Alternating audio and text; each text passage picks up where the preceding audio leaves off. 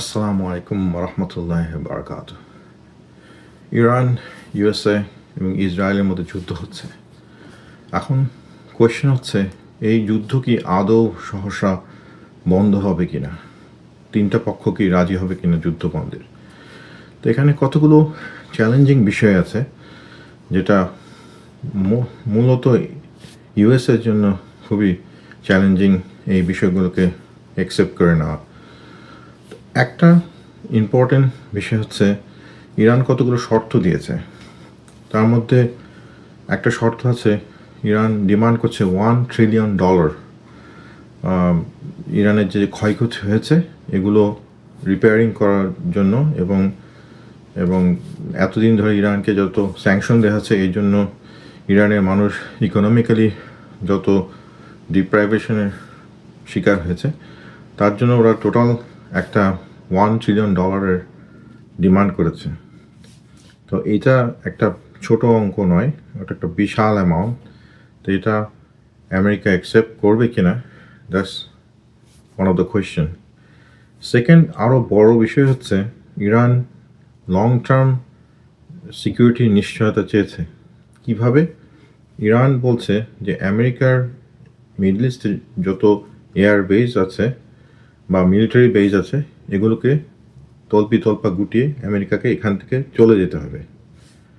So এটা কিন্তু খুব একটা সহজ বিষয় না আমেরিকার জন্য, বিকজ আমেরিকান প্রেজেন্স ওখানে মানে হচ্ছে আমেরিকার নিজেকে প্রকাশ করা যে দে আর দ্য সুপার পাওয়ার, এবং ওখানে প্রেজেন্স হওয়ার অর্থ হচ্ছে আমেরিকা গালফ জিসিসি কান্ট্রি যেগুলো বলছে, সৌদি আরবিয়া, কাতার, আরব আমিরাত সহ আরও অন্যান্য কান্ট্রিগুলো, সেগুলোকে মিলিটারি নিশ্চয়তা দিচ্ছে, সহায়তা দিচ্ছে, সিকিউরিটি গ্যারান্টি দিচ্ছে, যার বিনিময়ে কিন্তু আমেরিকা একটা এগ্রিমেন্ট করেছিল গালফ কান্ট্রিগুলোর সাথে যে তেলের যত বেচাকেনা হবে এগুলো ডলারে হবে, যেটাকে আমরা পেট্রো ডলার সিস্টেম বলে থাকি। সো তো আমেরিকার জন্য এখন কিন্তু মানে এইটা মেনে নেওয়া খুবই কষ্টকর যে তারা মিলিটারি বেসগুলোকে গুছিয়ে নিয়ে এখান থেকে চলে যাবে মিডল ইস্ট থেকে, বিকজ এখান থেকে চলে যাওয়া মানে হচ্ছে পরাজয় স্বীকার করে নেওয়া, এবং আমেরিকার আর ডমিনেন্স থাকবে না তখন গালফ কান্ট্রিগুলোতে, এবং গালফ কান্ট্রিগুলো তখন আর বাধ্য থাকবে না যে তারা শুধুমাত্র ডলারেই তাদের তেল কেনাবেচা করবে।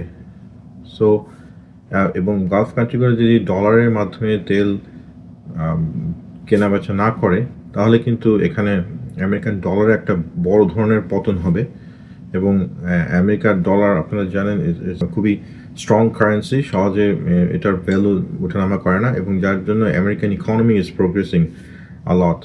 সো সো পেট্রো ডলার যদি কলাপস করে, আমেরিকান ইকোনমি কলাপস করবে, আমেরিকান যে স্ট্রেংথ ফাইন্যান্সিয়ালি সেখানে একটা বাধা আসবে, স্টক এক্সচেঞ্জে একটা বড় ইম্প্যাক্ট আসবে।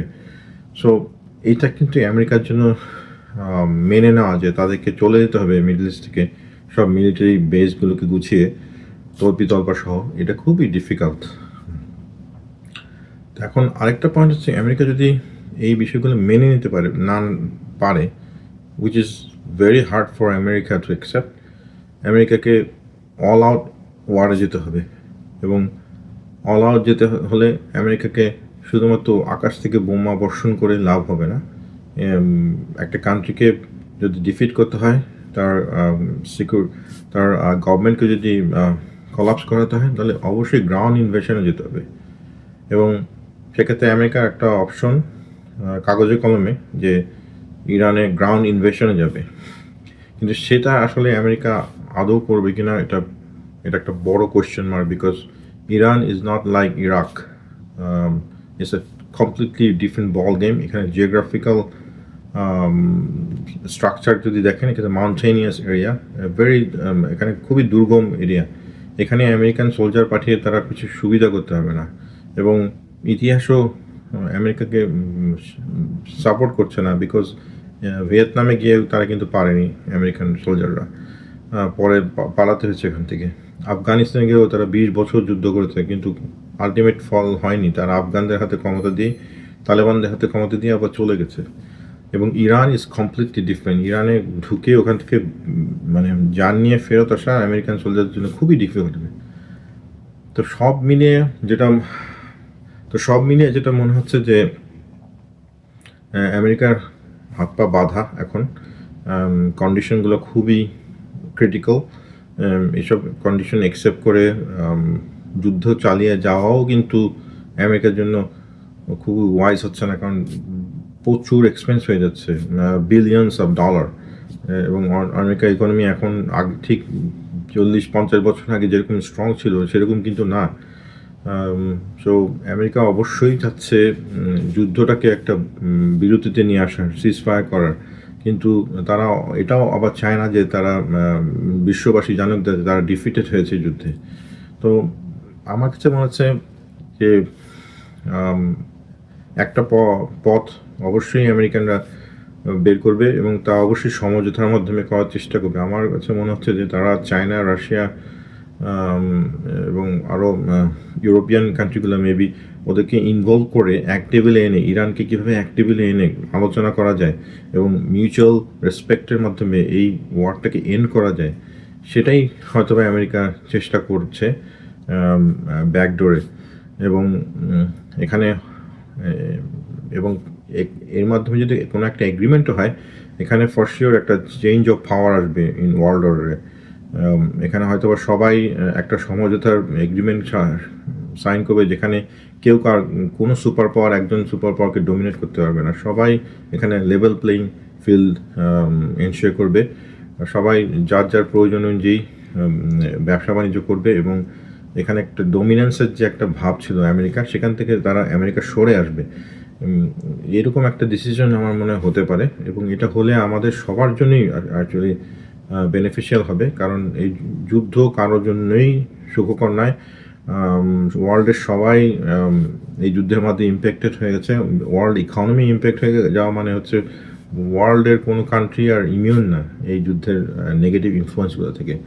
সো মোট কথা হচ্ছে আমেরিকার জন্য ইরানের কন্ডিশনগুলো মেনে নেওয়া কঠিন, আবার যুদ্ধ চালিয়ে যাওয়া কঠিন। সো দুইটার সিনারিও মাঝখানে আমেরিকা স্যান্ডউইচের মতো এখন চেপে যাচ্ছে।